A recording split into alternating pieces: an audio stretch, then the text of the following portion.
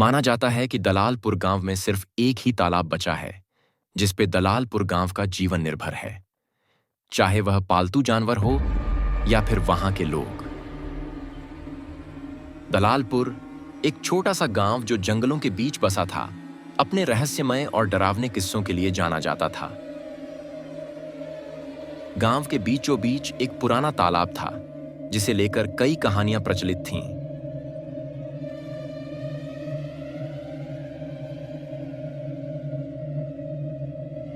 गांव के बुजुर्ग कहते थे कि यह तालाब श्रापित है। वर्षों पहले यहां एक औरत डूब गई थी और तब से उस तालाब में उसकी आत्मा भटकती है। गांव के लोग दिन में पानी भरने आते, लेकिन सूरज ढलते ही उस तालाब की ओर कोई न जाता। यह अजीब बात थी कि पूरा गांव एक ही जल स्रोत पर निर्भर था, लेकिन फिर भी लोग तालाब के पास जाने से डरते थे।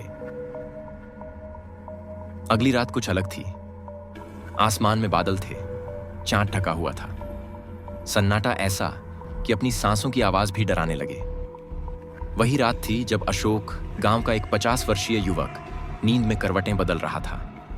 हर रोज की तरह वह जल्दी सो गया था, लेकिन आज उसे कुछ बेचैनी सी हो रही थी। उठकर उसने खिड़की से बाहर झांका तो हल्की हवा चल रही थी, पेड़ सरसरा रहे थे। उसने सोचा, थोड़ा टहल लूं। जूते पहने, दरवाजा खोला और बाहर निकल पड़ा। रास्ता सूना था, केवल कुत्तों की भौंकने की आवाज सुनाई दे रही थी। टहलते टहलते उसके कदम अपने आप तालाब की ओर मुड़ गए। शायद उसकी बेचैनी उसे वहीं खींच रही थी। तालाब के पास पहुंचते ही उसने महसूस किया कि हवा कुछ ठंडी हो गई है। पानी शांत था, लेकिन किसी अदृश्य ताकत की मौजूदगी महसूस हो रही थी। तभी तालाब के किनारे कुछ हलचल हुई। अशोक ने आंखें मिचमिचाकर देखा तो एक औरत, सफेद साड़ी में, जिसके बाल बिखरे हुए थे, वह तालाब के किनारे से अशोक को एक तक देख रही थी। अशोक डर गया। उसने आवाज दी, कौन है वहां? औरत ने धीरे धीरे गर्दन मोड़ी। उसकी आंखें एकदम लाल थी, मानो जैसे खून से भरी हों। एक पल के लिए अशोक घबरा सा गया। वह पलटने ही वाला था कि औरत ने कहा, इतनी रात गए यहाँ क्यों आए हो?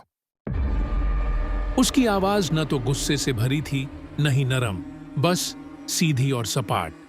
अशोक डर गया और उसने कहा, मैं बस टहल रहा था। औरत ने गुस्से से कहा, जो यहाँ रात को आता है वो फिर लौट कर नहीं जाता। अशोक का दिल जोर जोर से धड़कने लगा। उसने पीछे हटना चाहा, लेकिन कदम जैसे जम गए हों। तभी उसके सामने सब कुछ धुंधला होने लगा। अचानक से वह औरत उसकी आंखों के सामने आ गई। उसे देखकर अशोक बेहोश हो गया। बेहोशी की हालत में अशोक को एक सपना दिखाई देता है। उसमें वह देखता है कि दलालपुर गांव में एक महिला जो अकेले रहती थी, वह काफी गरीब थी। उसने गांव के लोगों से काफी कर्जा ले रखा था जो वह वापस नहीं लौटा पाई। इसलिए गांव वालों ने उसके घर पर आग लगा दी, जिससे उसकी मौत हो गई। और कुछ महीनों बाद लोगों ने उस जगह को तालाब में बदल दिया। तभी अशोक उठ खड़ा होता है। अशोक की सांस रुक गई। वह समझ चुका था, यह वही आत्मा थी जिसे गांव वालों ने अन्यायपूर्वक मारा था, और वो आज भी उसी अन्याय के कारण भटक रही है। वह औरत अशोक से कहती है कि मुझे बदला चाहिए, नहीं तो मैं पूरे गांव को जला दूंगी। इतना कहते ही वह वहां से गायब हो जाती है।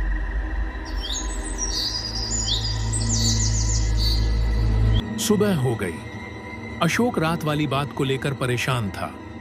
वह सोच रहा था कि अगर औरत ने अपना बदला नहीं लिया तो वह पूरे गांव को जलाकर राख कर देगी। रात हो जाती है। भोला और बिरजू रात को बैठकर गप्पे लड़ा रहे थे। तभी बिरजू की पत्नी आकर बोली, जी, घर में पानी खत्म हो गया है, जरा तालाब से पानी लेकर आना तो। बिरजू और भोला पानी लाने के लिए तालाब की ओर चल दिए। ये दोनों वही थे जिन्होंने उस औरत के घर आग लगाई थी और उसकी मौत हो गई। बिरजू और भोला तालाब के पास पहुंच जाते हैं, लेकिन उन्हें नहीं पता कि उनका कोई वहां इंतजार कर रहा है। तभी उन्हें एक आवाज सुनाई देती है, क्यों आ गए आखिर मरने के लिए? मुझे इसी दिन का इंतजार था। आज मेरा बदला पूरा होगा। बिरजू और भोला डर जाते हैं। तभी वह औरत तालाब के किनारे आ जाती है। बिरजू और भोला की हालत डर के मारे खराब थी। तभी वह औरत अपनी शक्तियों से उन्हें आग लगा देती है। बिरजू और भोला जलकर वहीं अपना दम तोड़ देते हैं। इस तरह वह औरत अपना बदला ले लेती है और हमेशा के लिए दलालपुर गांव और तालाब को छोड़कर चली जाती है। धीरे धीरे यह खबर गांव में फैल जाती है।